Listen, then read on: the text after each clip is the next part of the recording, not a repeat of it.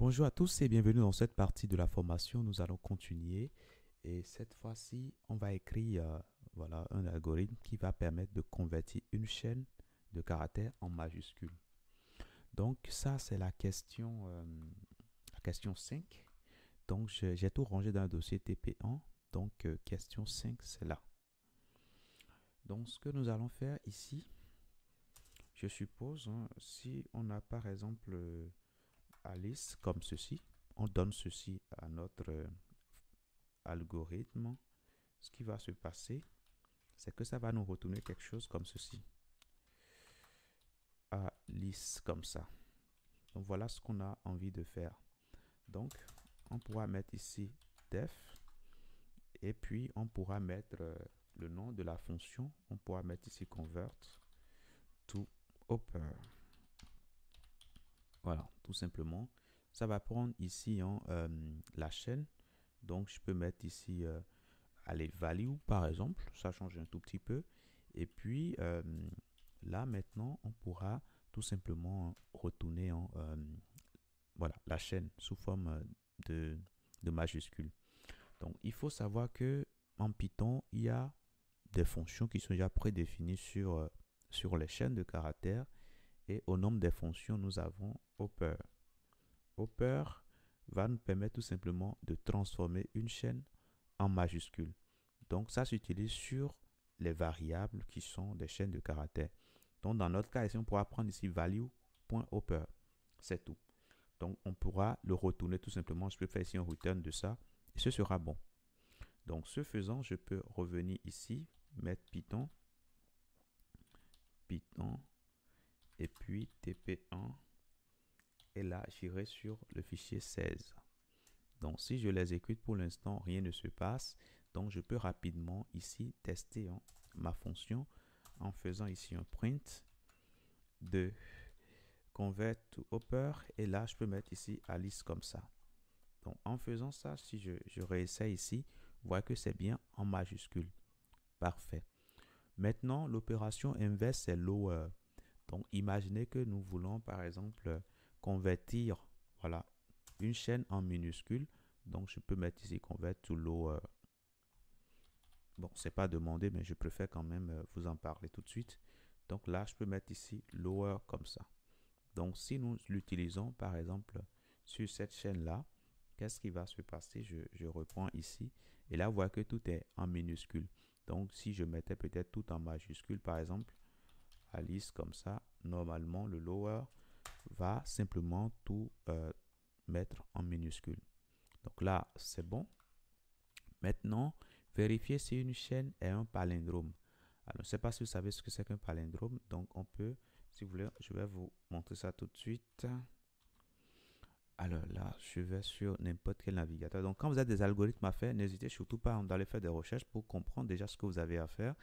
Et là, on dit que voilà un mot, ce mot ou groupe de mots qui peut se lire indifféremment de la gauche à droite ou de la droite à gauche. Et on nous donne des exemples ici. Donc là, par exemple, si je viens ici et que j'écris par exemple L, comme ça. L, c'est un mot, hein? C'est un mot du dictionnaire. Donc on peut lire L de la gauche vers la droite, L comme ceci, comme on peut le lire dans l'autre sens, L comme ceci. Donc on dit qu'on peut lire indifféremment de la gauche à droite et de la droite à gauche, en gardant le même sens. Donc ici, quand on va soit vers la gauche mais vers la droite, on a toujours le même mot. Donc on peut revenir ici, voir quelques exemples de palindromes. Je viens là, liste des palindromes, et là, vous voyez ici que nous avons ici pas mal de mots. Il y a le L dont je vous ai parlé tout à l'heure. Vous voyez, colloque. Dans l'autre sens également, on aura colloque aussi. Bob, dans l'autre sens, on aura Bob aussi. Vous voyez, R, dans l'autre sens, on aura R, etc. Ici, vous voyez, parfait. Pop, par exemple. Dans l'autre sens aussi, on aura pop. Ok, donc, nous allons alors commencer cela.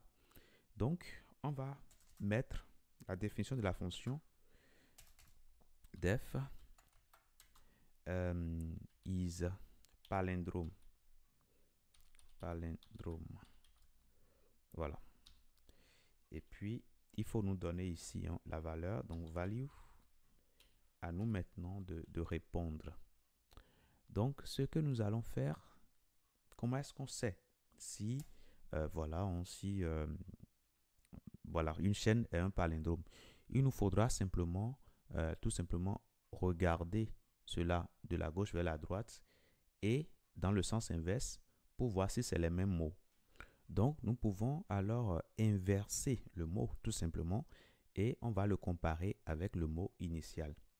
Alors, nous pouvons rapidement créer ici reverse qui va nous permettre de renverser un mot. Donc, je mets ici value,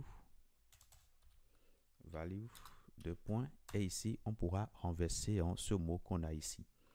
Donc, je suppose qu'il s'agit bien sûr d'une chaîne de caractères. Donc, on pourra parcourir cela pour tout simplement renverser.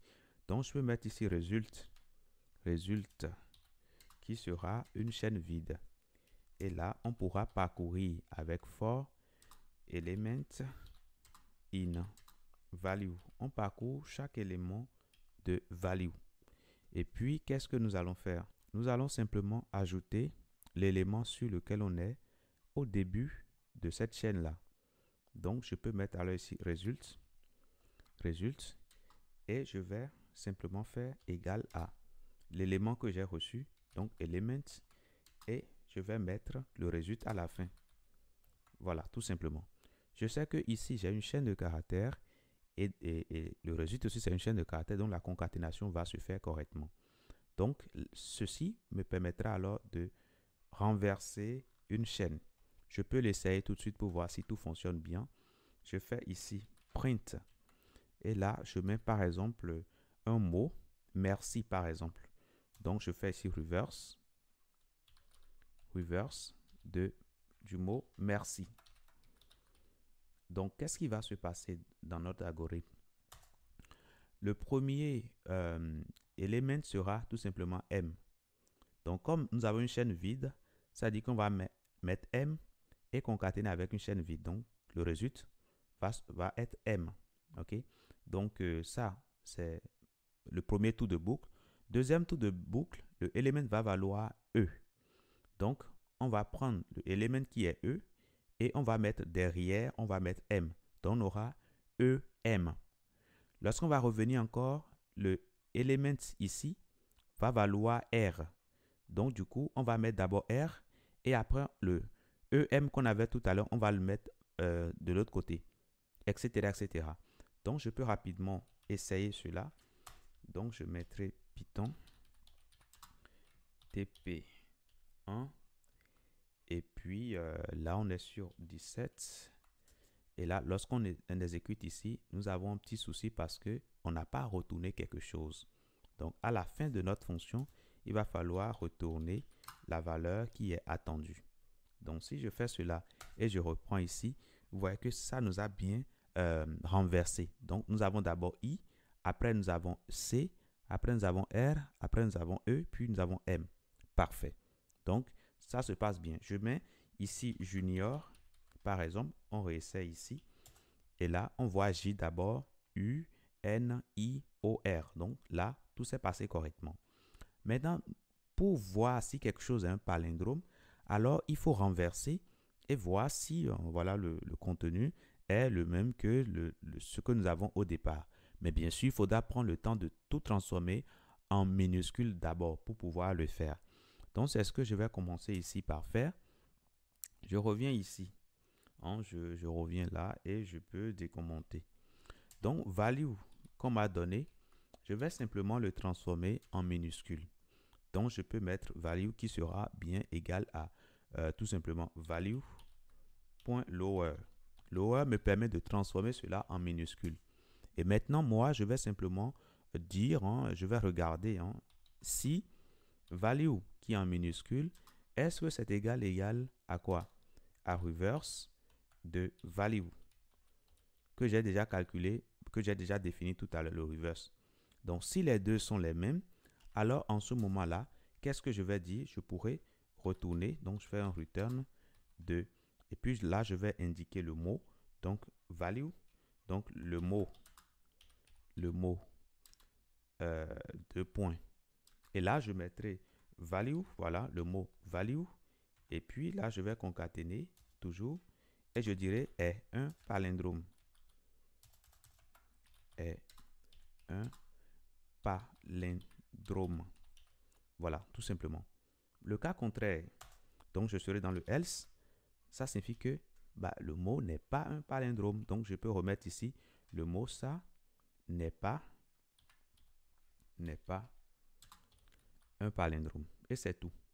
Donc, voilà comment je vais faire les choses. Maintenant, je peux alors utiliser ça sur plusieurs mots. Donc, je fais ici print. Et là, je mettrai ici is palindrome. Comme je suis en français, je reste en français. Donc, est palindrome. Là, je mets est palindrome. Et du coup, ici, je peux avoir merci. Merci. J'ai tout simplement L. J'ai ici. Et là, j'ai également R. Et puis, A. Anna. Voilà. Donc, je vais simplement réessayer ici. J'exécute là et je vois le mot merci n'est pas un palindrome. Le mot elle est un palindrome. Le mot ici est un palindrome. Le mot R est un palindrome. Le mot Anna est un palindrome. Parfait. Donc, je vais continuer. Je mets encore un autre mot pour finir. Je mets le mot orata, par exemple. Bon, je l'ai inventé, je ne sais même pas si ça existe. Mais voilà, juste pour vous montrer que voilà, ce mot n'est pas un palindrome. Donc, voilà par rapport à ceci. Donc, là, nous venons de faire ces deux, voilà, ça et ça, le 5 et le 6. Je vous dis merci d'avoir suivi cette partie et à tout de suite dans la prochaine.